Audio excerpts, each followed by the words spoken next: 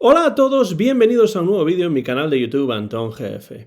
Soy Antón García Fernández y, como de costumbre, les hablo desde Jackson, aquí en el estado de Tennessee, en los Estados Unidos de América. Y en esta ocasión vamos a grabar un vídeo dedicado a la música, dedicado al jazz, un vídeo que se encuadra dentro de esta serie que de vez en cuando grabo, que se titula Jazz en la estantería, es decir, una serie de vídeos en los cuales presento aquellos discos que estoy escuchando últimamente, que quizá he comprado últimamente, o que por lo menos están en mi estantería y los he estado poniendo y prestándoles especial atención en los últimos días o en las últimas semanas o incluso en los últimos meses. Y bueno, siempre digo que a diferencia de las impresiones sobre jazz, no tenemos aquí unas presentaciones enormemente profundas y detalladas sobre estos discos o sobre estos músicos, pero sí que se trata de recomendaciones y de invitaciones a la escucha de estos álbumes y el número de álbumes generalmente que presento en esta serie Jazz en la estantería no excede los 4 discos. Y hoy vamos a hablar de 4 discos que he estado escuchando mucho últimamente. Algunos de ellos tienen cosas en común, otros son discos quizá no demasiado conocidos, pero todos ellos tienen su interés, por lo menos desde mi punto de vista, y espero que ustedes piensen lo mismo. Y si conocen estos discos, por supuesto, dejen comentarios por la parte de abajo de este vídeo comentando lo que les parecen estos álbumes y estas grabaciones. Comenzando con este álbum que aquí tengo en mi mano, ojos cerrados, totalmente concentrado al saxo, el gran Warne Marsh, que para mí es uno de los grandes saxofonistas de la costa oeste. De hecho, un músico nacido en Los Ángeles, deudor de Lester Young, como muchos de los saxofonistas de lo que se llama la escuela cool de los años 50 y 60 en la costa oeste de los Estados Unidos, pero pasando también por Charlie Parker y sobre todo por el pianista Lenny Tristano. Algún día tendré que dedicar una entrada de impresiones sobre jazz a Warne Marsh, pero también, por supuesto, a Lenny Tristano, pianista del que es realmente deudor el saxofonista Warne Marsh. Y esto se nota, por ejemplo, en la tendencia que tiene Warne Marsh a improvisar más basándose en acordes que basándose en melodías. Las improvisaciones de Warne Marsh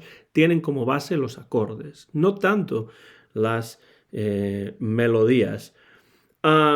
Marsh es además un saxofonista que influiría a su vez a grandes nombres posteriores de este instrumento, a veces alejados de su concepción musical, pero que tenían una enorme querencia y que demostraban una enorme admiración por el estilo de Warne Marsh.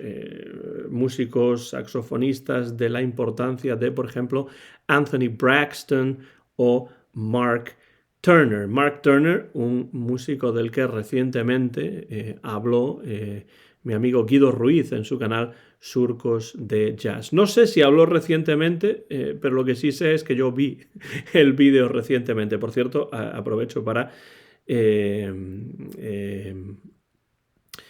recomendarles ese canal que desde Chile realiza Guido, hablando con muchísimo conocimiento de causa y con una claridad expositiva impresionante, que es Surcos de Jazz. Es necesario, cuando entramos en la música de Warne Marsh, escuchar sus grabaciones con Lenny Tristano y también las grabaciones realizadas con el gran saxofonista Lee Konitz, o incluso también el disco que grabó junto a Art Pepper. Pero este álbum que tengo aquí en la mano, este disco, Warne Marsh, grabado para el sello Atlantic en 1958, nos da también una idea de su sonido enraizado en ese cool jazz de la costa oeste de los Estados Unidos y además con unos músicos, con unos compañeros de viaje, con unos compañeros de sesión absolutamente excepcionales. Ronnie Ball está al piano, al contrabajo el gran Paul Chambers y en la batería se alternan por un lado Philly Joe Jones y por otro lado Paul Motian. Ahí es nada, con esos músicos es imposible no realizar una buena sesión. Y esto, desde luego, lo que aquí tenemos es una sesión excelente, con un repertorio basado sobre todo en standards. Sí, esta es una edición japonesa, como se puede ver en la parte interna, que tiene los títulos de los temas en inglés y después la transliteración al japonés, y pues tenemos Too Close for Comfort, tenemos It's All Right With Me, el tema clásico de Cole Porter, My Melancholy Baby, Just Squeeze Me, y también la Yardbird Suite, que aquí aparece en una versión excelente de Warren Marsh en esta situación, en esta formación de cuarteto. Warren Marsh, grabado en 1958 para el sello Atlantic, un disco que he estado escuchando mucho. Y como digo, para Warren Marsh era muy importante aprovechar las posibilidades que le ofrecían los standards. Y en esos standards se encuentra Warren Marsh siempre un terreno fértil para sus siempre interesantes improvisaciones. Como digo, improvisaciones basadas sobre todo en los cambios de acordes y no tanto en las melodías. Creo que si le dan una oportunidad les va a interesar este disco de Warren Marsh y buscarán otros como los clásicos que grabó junto a Lenny Tristano o Lee Konitz. Realmente un saxofonista que a mí me gusta muchísimo, Warren Marsh, para empezar, para iniciar esta entrega de jazz en la estantería. Y de la costa oeste de los Estados Unidos vamos a pasar a un país, a unas tierras de las cuales generalmente no se habla demasiado. Y es que cuando se trata de jazz, tengo que decir que mi interés suele ser omnívoro, es decir, me interesan diversas tendencias dentro de esa amalgama heterogénea que llamamos jazz, así como también jazz producido en diferentes latitudes, no solamente en los Estados Unidos, sino también en Europa, en Escandinavia, por ejemplo, entre otros lugares, en Japón, en Cuba o en cualquier otro lugar. Y el Caribe y lo que los ingleses llaman las West Indies o Indias Occidentales han sido tierras fértiles también en el jazz. Y lo mismo puede decirse, por ejemplo, de Jamaica, país generalmente relacionado con estilos como el ska o el reggae, pero que produjo una serie de jazzmen que a mí me parecen muy interesantes, la mayoría de los cuales se establecieron en Inglaterra, aunque también en otras partes de Europa, a partir de los años 50. Gente como Wilton Gayner, Dizzy Reese, Joe Harriott, etc. De hecho, sobre Wilton Bogey Gayner, un magnífico saxofonista, pueden encontrar en el canal una entrega de impresiones sobre jazz. Pero en esta ocasión toca viajar a una latitud que no es anglófona, sino francófona, para encontrar a un pianista excepcional, pero no demasiado conocido. Es este hombre que está aquí, que se llama Alain Jean-Marie. Y aquí lo que tenemos son las reflexiones sobre el Begin completas de Alain Jean-Marie. ¿Pero quién es Alain Jean-Marie? Es antillano, nacido en Guadalupe, y empezó muy pronto a tocar el piano y fue cimentando una reputación tocando en varias orquestas en su tierra natal primero, y posteriormente viajaría a Canadá y acabaría estableciéndose en París, en Francia, donde tocó y grabó con grandes nombres. Escuchen la lista de músicos con los que llegó a tocar Alain Jean-Marie en Francia. Harry Sweets Edison, Clark Terry, Eddie Lockjaw Davis, Sonny Stitt, Archie Shepp, Kay Winding, el trombonista, o el batería Max Roach. En un disco incluso comparte cartel con el contrabajista danés Niels Henning Ørsted Pedersen, llegando incluso a acompañar a vocalistas de la talla de Dee Bridgewater en una obra musical dedicada a Billie Holiday o Abbey Lincoln. Es un músico, Alain Jean-Marie, desde mi punto de vista, de una calidad y de una sensibilidad exquisitas. Conocido en París, sobre todo, como pianista acompañante, pero llegó a grabar también algunos discos como líder. Y quizá, desde mi punto de vista, los más interesantes sean los 5 álbumes titulados Begin Reflections, que registró entre 1992 y 2013 y que ha reeditado en esta cajita de 4 CDs el sello francés Frémaux et Associés. Magnífica la reedición en disco compacto, magnífica la calidad de sonido y la música. Pues vamos a hablar ahora de la música brevemente. Porque en estos discos, todos ellos en formación de trío, su piano más contrabajo y batería, Alain Jean-Marie explora la forma del begin dentro de un contexto típicamente jazzístico. ¿Y qué es el begin? Pues lo menciona, por ejemplo, Cole Porter en su famosa composición Begin the Begin, que muchos han grabado, entre ellos Frank Sinatra, por ejemplo. Y en ese tema, lo que hace Porter es adaptar el begin al lenguaje del pop y del Great American Songbook. Pero el begin es un ritmo emparentado con la rumba, típico de Guadalupe y de Martinica. Recuerden que Alain Jean-Marie es de Guadalupe.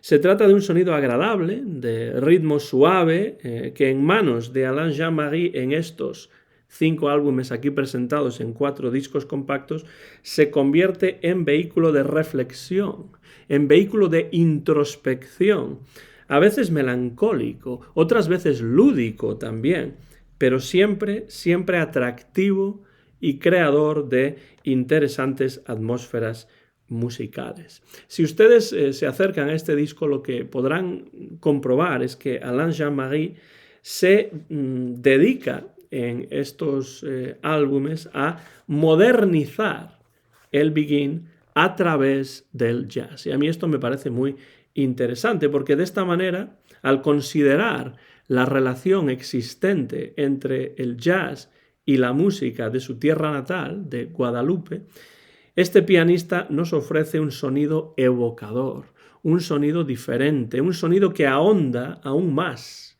en la riqueza que la fusión de ritmos puede aportar al jazz.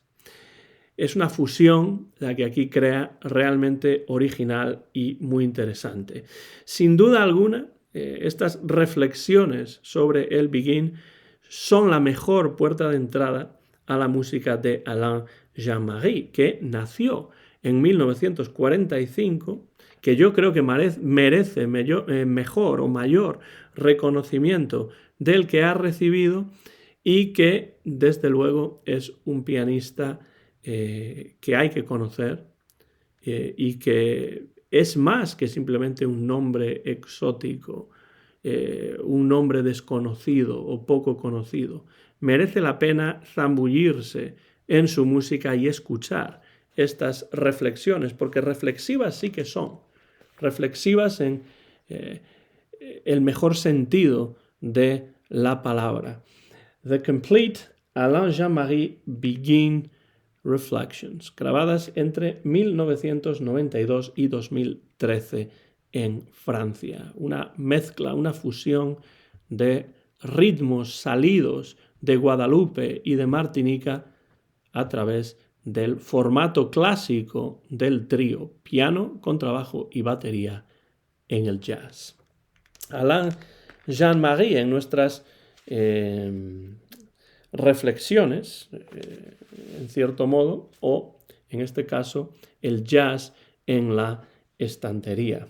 Y si hemos hablado de Alain Jean-Marie y si hemos hablado del jazz que se ha producido, que ha salido de lugares como por ejemplo Jamaica, tenemos que hablar de Dizzy Reese. No hay ninguna duda de que Dizzy Reese es uno de los mejores jazzmen jamaicanos que llegaron al Reino Unido a finales de los años 40 y principios de los años 50. Ya hemos mencionado a Wilton Gaynaire, ya hemos mencionado a Joe Harriott y tenemos también a Dizzy Reese, que dejó en el Reino Unido una huella indeleble en la escena jazzística británica, con un estilo a la trompeta explosivo, pero a la vez elegante, lleno de swing, heredero, eso sí, del sonido del gran Clifford Brown. Es un bebop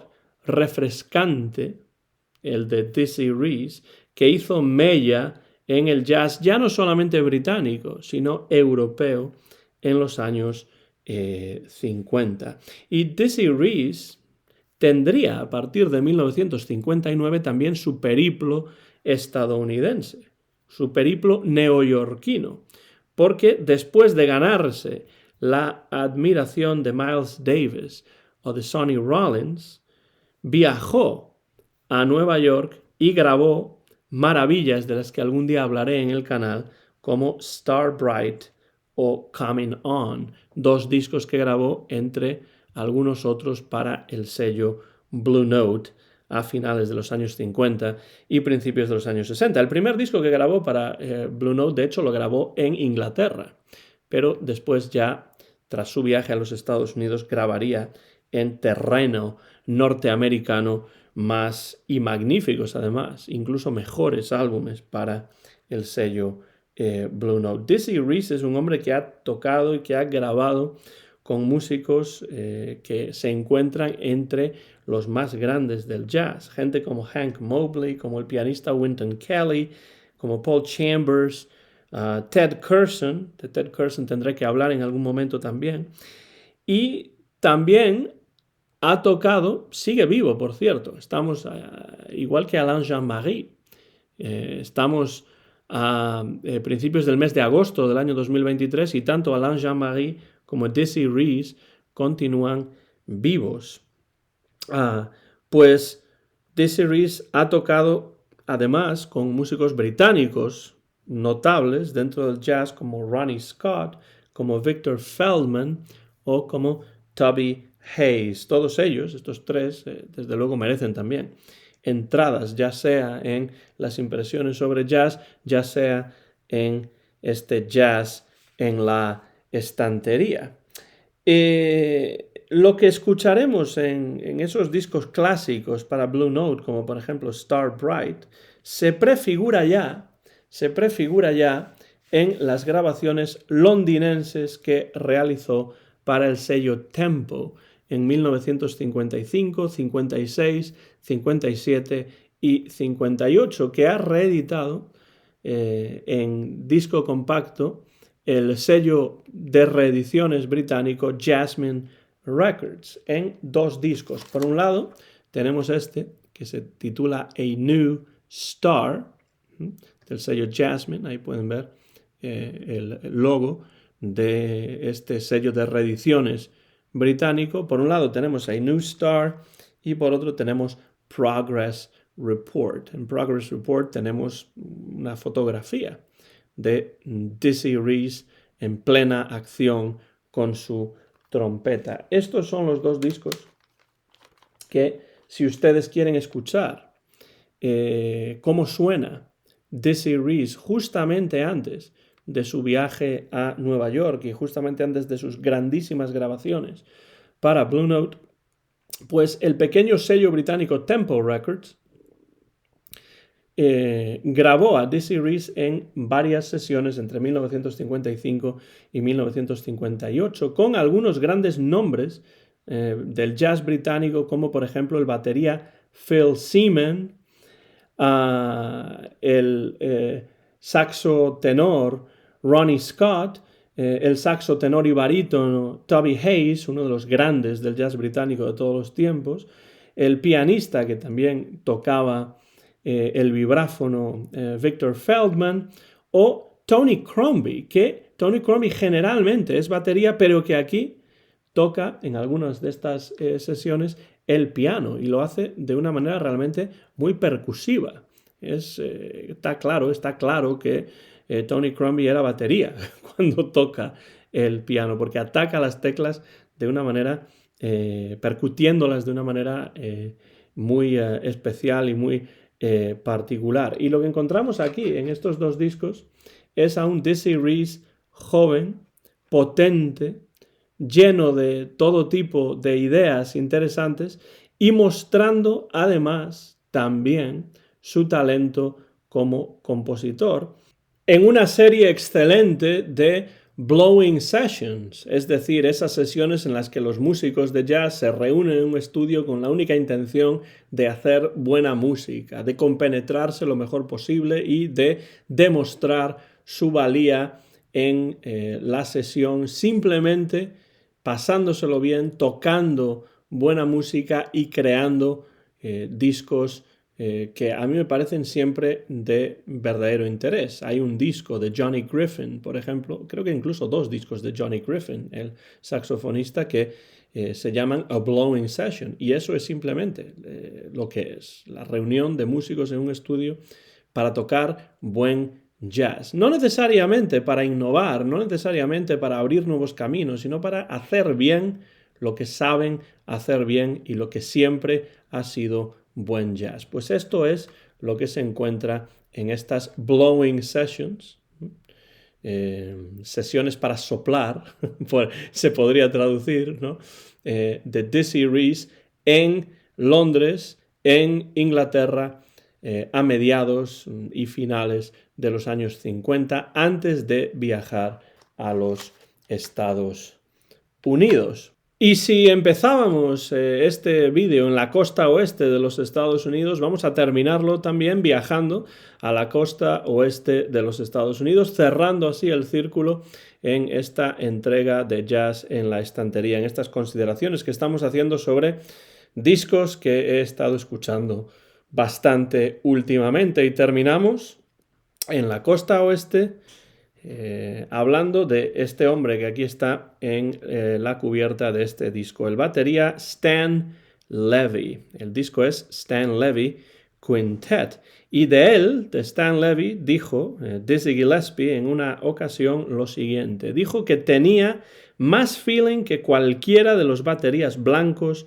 que se metieron pronto en el jazz moderno. Y desde luego que Stan Levy se metió muy pronto en el jazz moderno, entendió el bebop desde un principio y fue de los mejores baterías de la costa oeste. No podía ser de otra manera, porque en los años 40 trabajaría con Charlie Parker y con el propio Dizzy Gillespie.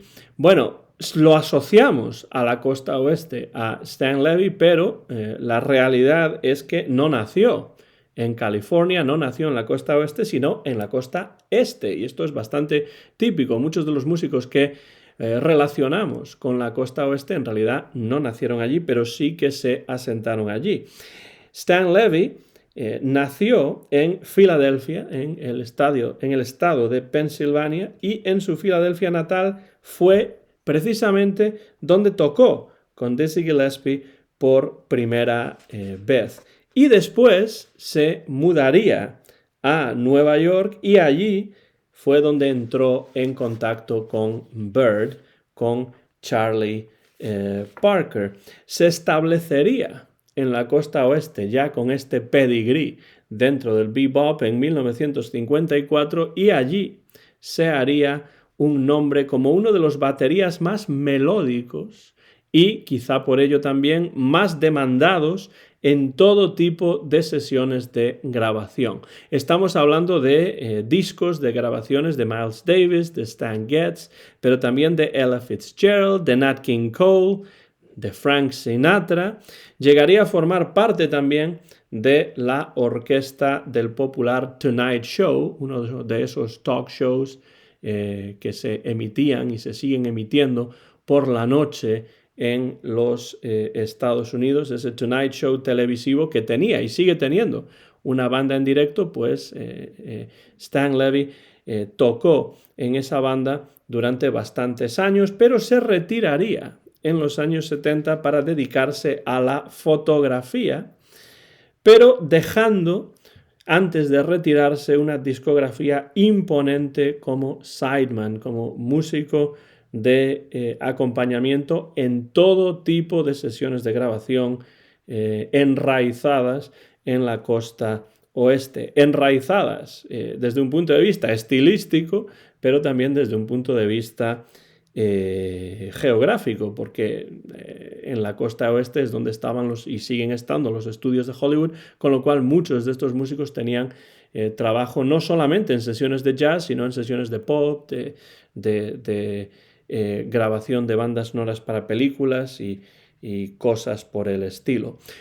Como líder, Stan Levy grabó menos, pero uno de sus mejores discos es este que tengo aquí en la mano, que es el Stan Levy Quintet, del año 1957, publicado por el pequeño sello Mode Records y reeditado por el sello de reediciones VSOP, VSOP, en esta edición, en disco compacto que aquí tengo en la mano. Grabado en Hollywood en junio de 1957, con una banda excelente. Además de Stan Levy a la batería, tenemos, y hemos hablado ya de él en más de una ocasión, a Richie Camuca al saxo tenor, Conte Candoli a la trompeta, Lou Levy al piano y Monty Budwig al contrabajo. Es decir, estamos hablando de una banda absolutamente excelente y típica, puramente típica de ese jazz cool, de ese jazz de la escuela cool, ese jazz fresco de la costa oeste. Lo que encontramos aquí es una mezcla de estándares con un par de composiciones del propio Richie Camuca, que ya hemos dicho que era un compositor notable y de verdadero interés. Como batería moderno que entiende a la perfección el bebop, Stan Levy muestra aquí en este disco y en otros que grabó la influencia de Max Roach, con solos que son tremendamente melódicos y una presencia elegante que jamás opaca, que jamás entorpece a los demás solistas. Es una verdadera maravilla, es un verdadero placer poder escuchar discos como este de Stan Levy, el quinteto de Stan Levy en magnífica compañía, grabado en 1957, con el cual terminamos este repaso por 4, en este caso 5 realmente, pero 4 discos, 4 músicos de jazz que están en mi estantería y que he estado escuchando bastante últimamente. Comenzamos con Warren Marsh. Continuamos con un hombre poco conocido de la isla de Guadalupe, Alain Jean-Marie, el pianista que mezcla el biguine con el jazz. Tenemos 2 discos grabados más o menos en la misma época, finales de los años 50 en Londres, de Dizzy Reese, reeditados por el sello británico Jasmine Records. Y terminamos con uno de los grandes baterías de la historia del jazz relacionado, aunque no nació en la costa oeste, con el jazz de esas latitudes de los Estados Unidos, Stan Levy y su disco Stan Levy Quintet. Estos son los discos que he sacado, que he bajado de mi estantería para mostrarles y para comentar en esta entrada, en esta entrega de Jazz en la estantería. No sé si ustedes conocen estos discos, no sé si conocen a estos músicos. Si no los conocen, que sirva este vídeo, como siempre, como una invitación a la escucha de estos álbumes y de este buen jazz, bueno desde mi punto de vista y muy recomendable. Y si tienen estos discos y los conocen, pues díganme qué les parecen, qué otros discos de estos músicos les parecen interesantes, qué piensan sobre estos músicos si es que han escuchado estos discos. Dejen todo eso en los comentarios por la parte de abajo de este vídeo y entraremos, como siempre, en una conversación con el jazz como hilo conductor. Soy Antón García Fernández y me despido ya desde Jackson, en el estado de Tennessee, en los Estados Unidos de América, donde he grabado este vídeo, esta entrega de Jazz en la Estantería a principios del mes de agosto del año 2023. Mío es el copyright de este vídeo que muy pronto van a poder ver en mi canal de YouTube Antón GF. Como siempre, muchas gracias por su interés en estos vídeos, muchas gracias por su interés en esta excelente, desde mi punto de vista, música de jazz y gracias por cualquier comentario que puedan dejar por la parte de abajo de este vídeo. Terminamos ya. Hasta muy pronto en mi canal de YouTube Antón GF en estas invitaciones a escuchar buen jazz. Thank you all. So long, everybody.